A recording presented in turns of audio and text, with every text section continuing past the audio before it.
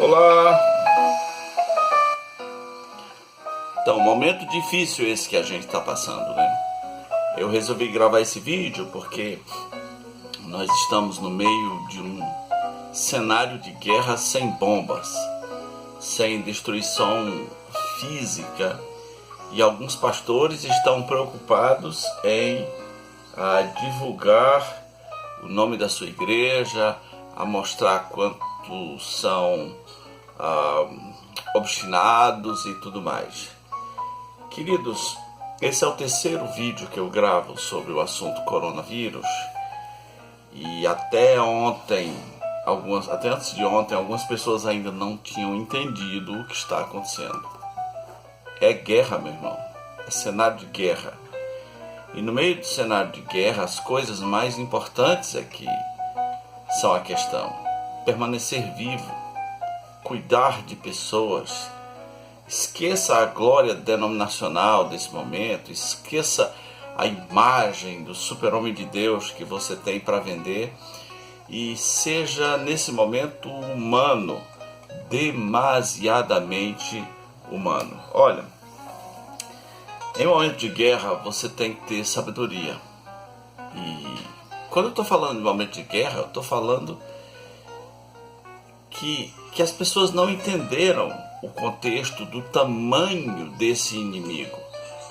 É pior do que facção criminosa, é pior do que mísseis localizados. As pessoas estão em pânico? Não, ainda não. Nós não estamos no pico da curva ascendente. Nós temos um inimigo para combater, é invisível, e nós estamos nos sentindo assim no meio de uma praga apocalíptica. Isso vai levar a humanidade e a muitos cristãos a entenderem que nem tudo que a Bíblia descreve nos cenários apocalípticos são assim tão exagerados. Sim, o mundo pode virar um caos de uma hora para outra. Então, procure entender esse momento, pastor. Procure ficar vivo. Procure manter sua família viva. Se houver um velório, procure o melhor jeito de não se contaminar. Na Itália, já não há mais velórios. As pessoas somente entregam as cinzas para a família. Porque, não esqueça, é cenário de guerra. É momento de guerra. Você também tem que tomar muito cuidado com falsas promessas. Nesse momento, eu tenho recebido tanto e-mail com falsas promessas: vamos declarar a vitória, vamos repreender o vírus, Ontem eu recebi um e-mail aqui de um cara tocando chofar na frente do Palácio Governamental. Meu irmão, nós estamos no meio de um cenário de guerra e o cara vem brincar de tocar chofar. Vai tocar seu chofar em casa, fique em casa, proteja-se em casa. Os cristãos, de vez em quando, vão ser colocados diante do fato de que há momentos em que a tua teologia não te socorre. Não te socorre. Quando nós viramos o ano, tantos profetas profetizaram um ano glorioso. São falsos profetas. Deus não lhes mandou, como diz lá em Jeremias. Deus nos mandou, eles falaram do seu próprio coração. Então, não entra nessa de falsas promessas, de declarar vitória sobre isso, sobre aquilo. O importante agora é fazer o que tem que fazer. Inclusive, esse é um momento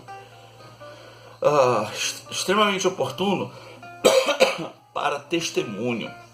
Os cristãos são vistos como pessoas teimosas, relutantes, negacionistas, que negam a ciência, que negam isso e negam aquilo.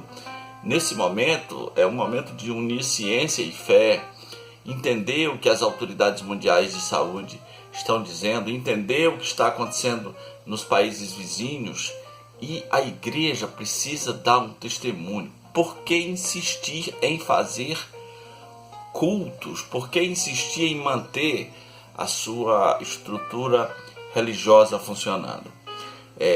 Pastores têm vindo à tona para dizer, não, porque a minha igreja vai ficar fechada, vai ficar aberta, porque a minha igreja é um lugar de cura, de libertação. Primeiro, igreja não é um lugar.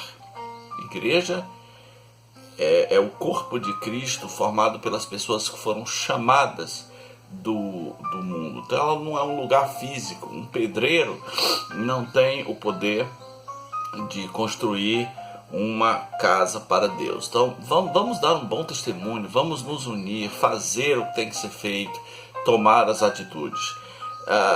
É importante também nesse momento proteger os seus idosos. Os idosos são parte vulnerável. Ouçam o que está dizendo o CEO, o presidente, o executivo-chefe da Azul, da companhia aérea Azul. Ele disse na cara dos repórteres da CNN, quais são os fatos e dados? Os fatos e dados as pessoas que estão morrendo têm um perfil específico, a maioria, né? Pessoas idosas e doentes, algumas que já iam morrer, e com o vírus isso apenas acelerou. Então proteja essas pessoas. Se tiver que isolar seus pais numa fazenda, numa chácara, num quarto, seus pais, seus avós, protejam os seus idosos. Agora, é possível também, pastor, que nesse momento você tenha crises de fé. É possível que você tenha crises em relação a Deus, a sua teologia em relação a Deus, porque há um Deus soberano que rege todas as coisas. Ele rege esse vírus? Sim, é Ele que rege esse vírus. Mas as pessoas só conseguem pensar no demônio, porque há um culto inconsciente ao demônio, há uma superexposição do nome do demônio. Mas em 2 Crônicas 7,14, antes de ser dito nessa Bíblia que eu e você pregamos, aquela passagem, se o meu povo que se chama pelo meu nome orar e etc. No versículo 13 ele diz, se eu fechar os céus, ou se eu enviar, se eu ordenar aos gafanhotos que consumam a terra, e se eu enviar a peste ao meu povo.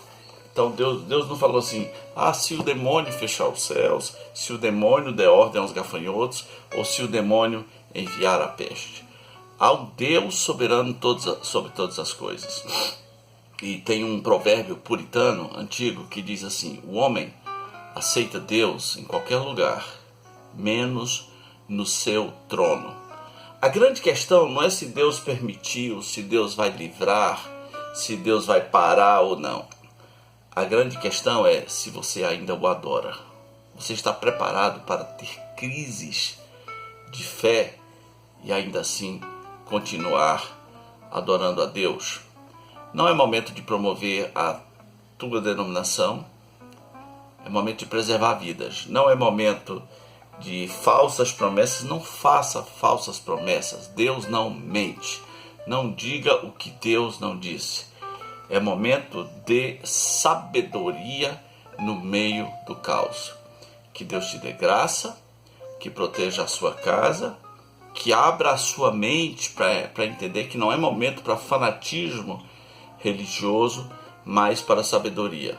Cristãos do Brasil, vamos dobrar os nossos joelhos, fazendo o que diz lá em Timóteo. Antes de tudo, se façam orações pelos que estão investidos de autoridade, para que eles governem bem e para que tenhamos vida tranquila. Esse é o momento de orar por eles, para todos os que se acham investidos de autoridade. A partir de hoje, de vez em quando eu vou gravar um boletim coronavírus. Estou muito mais preocupado em trazer mensagens de conforto, porque falar que o caos se aproxima é redundância. Sim, o caos se aproxima. E depois do vírus superado, ainda tem o caos financeiro. Então nós vamos precisar de muito conforto, muito consolo. Nós que vivemos vida tranquila até esses dias, Brasil, um país tranquilo.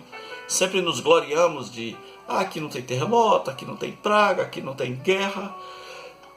Pois é, agora vamos experimentar uma coisa estranha, angustiante. Muitas pessoas estão com angústia.